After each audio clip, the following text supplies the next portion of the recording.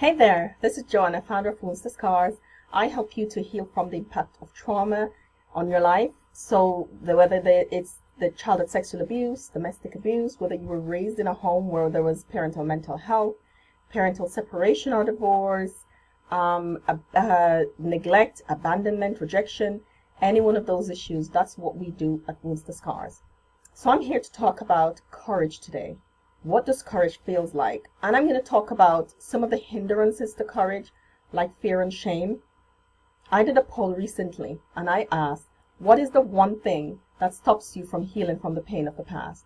And two things come up prevalent among more than 90% of the respondents, and they say fear and shame.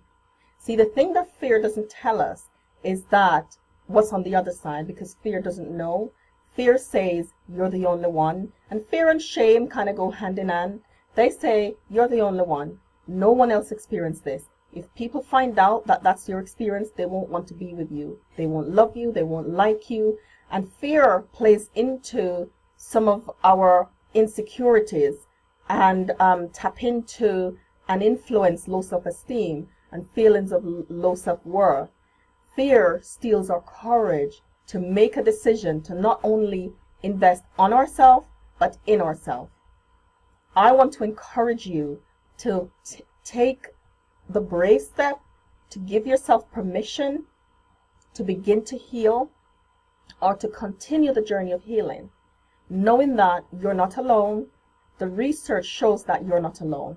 If 1 in 4 people experience sexual abuse, then we know that if we're in a room with 10 people, at least 2 of us have had those experiences.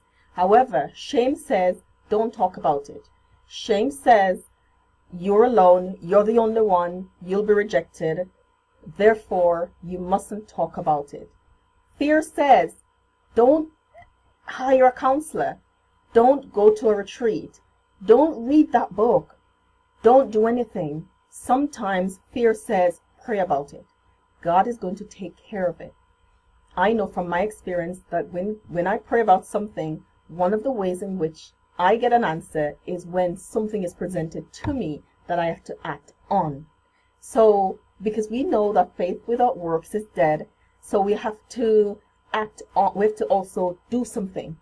We have to act.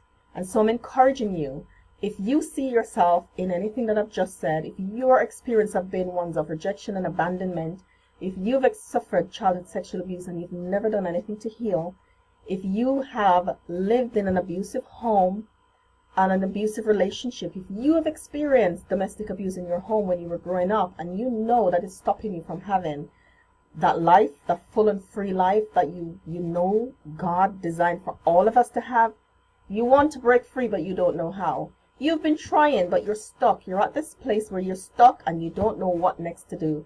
I'm inviting you to click the link that will be with this video and to book your place on this retreat.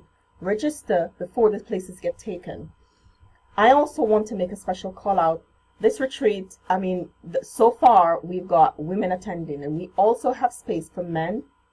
So if you're a man listening to this, sometimes I know that can be daunting. You're wondering, will there be any other male? I guarantee that there will be. There'll be my husband there and another speaker talking about giving you tools to make your journey from healing as well. Make your journey through the pain of the past so you can heal, so you can show up different in your relationship, so you can be a different father and a husband, one that God designed you to be. So, like when they said of Solomon, that when he stood in the gates, people knew who he was. So, courage feels like staring in the face of fear and shame and making the decision to do that thing that's going to put your life on a different trajectory. Take the step today. Click the link, book your place, and I'm looking forward to seeing you there and spending time with you. Take care.